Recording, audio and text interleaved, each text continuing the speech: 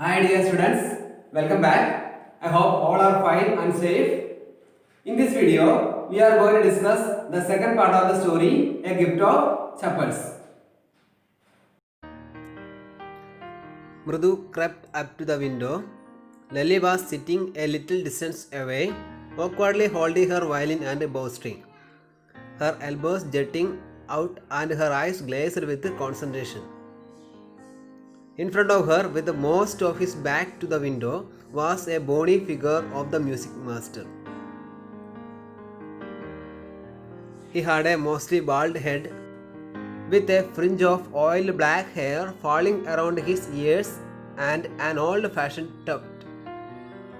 A gold chain gleamed around his leathery neck, and a diamond ring glittered on his hand as it glided up and down the stem of the violin.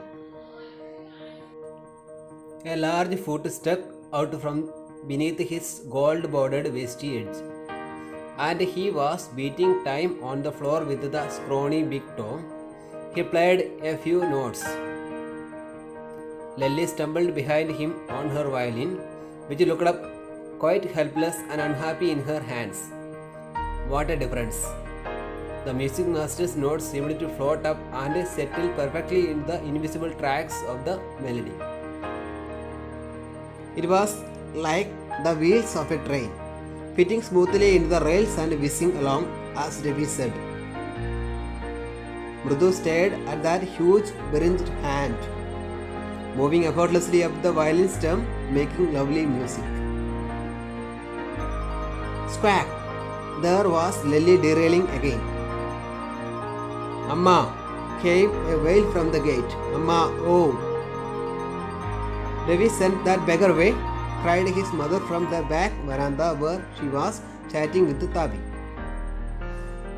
He has been coming here every day for the past week, and it's time he found another house to beg from, Patti explained to Tabi. Mrudu and Meena followed Devi out. The beggar was already in the garden, making himself quite at home. He had spread his upper cloth under the neem tree and was leaning against his trunk, apparently prepared to take a little snooze, while he waited for the arms to appear. Go away, said Ravi sternly. My party says it's time you found another house to beg from. The beggar opened his eyes very wide and gazed at each of the children one by one. The ladies of this house, he said at last in a voice choked with feeling, are very kind souls. I have kept my body and soul together on their generosity for a whole week. I cannot believe that they would turn me away. He raised his voice. Amma! Amma! Oh! Sad his wail might be, but it certainly was not feeble.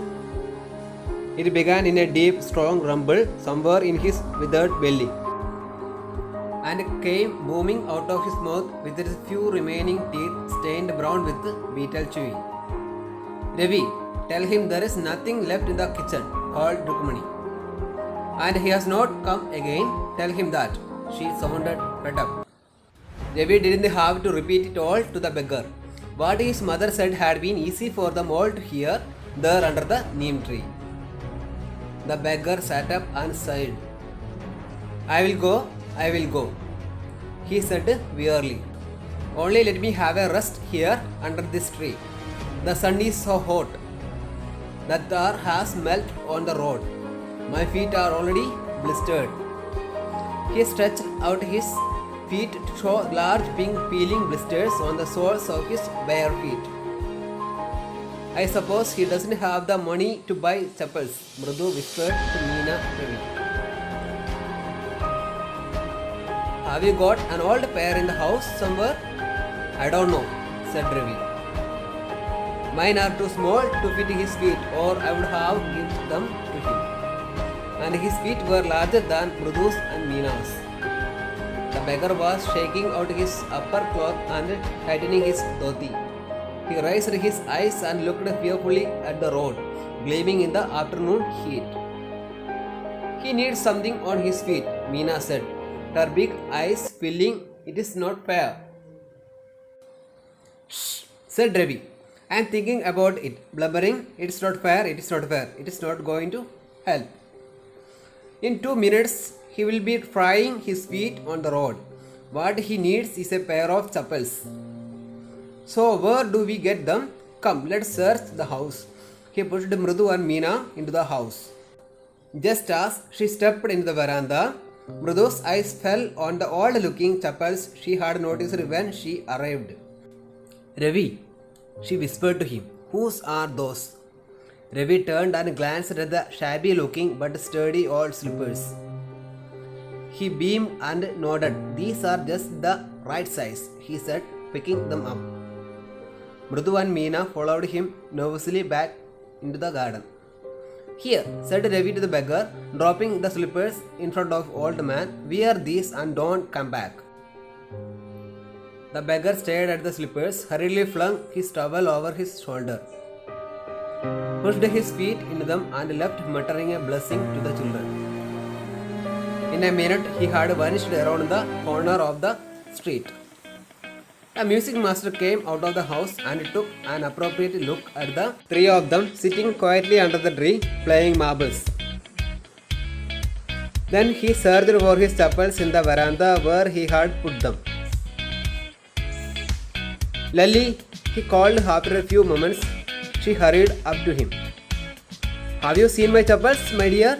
I remember having kept them here.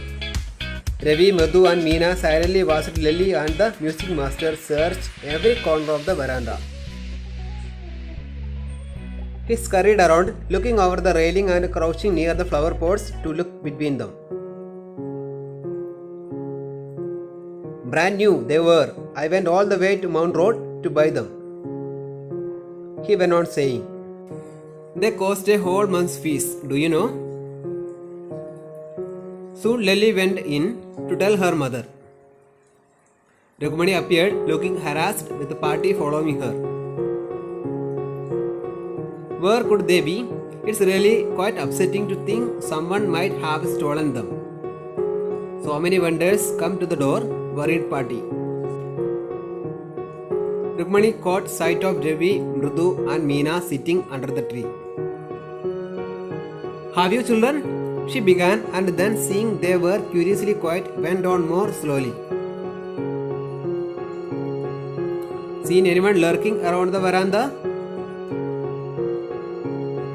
A sharp V-shaped line had formed between her eyebrows. Another straight, tighter one appeared in place of her usually soft, pleasant mouth.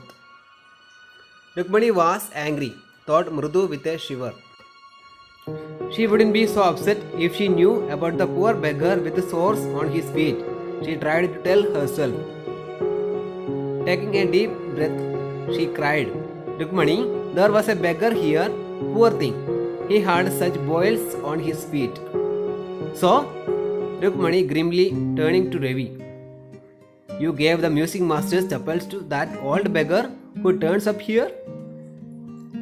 Children these days, groaned party. Amma, didn't you tell me about Karna who gave away everything he had, even his gold earrings? He was so kind and generous. Silly, snapped Rukmani. Karna didn't give away other people's things. He only gave away his own. But my chappals wouldn't have fitted the beggar's feet. Ravi rushed brightly on. And Amma, if they did fit, would you really not have minded? Ravi, said Rukmani, very angry now, go inside this minute. She hurried indoors and brought out Gobu Mama's hardly worn new chappals. These should fit you. Sir, please put these on. I am sorry, my son has been very naughty. The music master's eyes lit up. He put them on, trying not to look too happy. Well, I suppose this will have to do. These days, children have no respect for elders. What to do? A Hanuman incarnate. Only Rama can save such a naughty fellow. Rukmani's eyes flashed. She didn't seem to like Ravi being called a monkey, even a holy monkey. She stood stiff and stayed by the front door. It was clear she wanted him to leave quickly. When he had clattered off in his new chappals, she said, Mrudu, come in and have some tiffin. Honestly, how do you children think of such things? Thank God, your Govama doesn't wear his chappals to work. As she walked towards the kitchen with Mrudu and Meena, she suddenly began to laugh. But he is always in such a hurry to throw off his shoes and socks and get into his chappals as soon as he comes home. What's your mama going to say this evening when I tell him I gave his chappals to the music master? Students, I think all of you have understood the story clearly. Read the textbook thoroughly and try to understand it. We will discuss the story in detail during the interactive session. Stay home, stay safe. Thank you.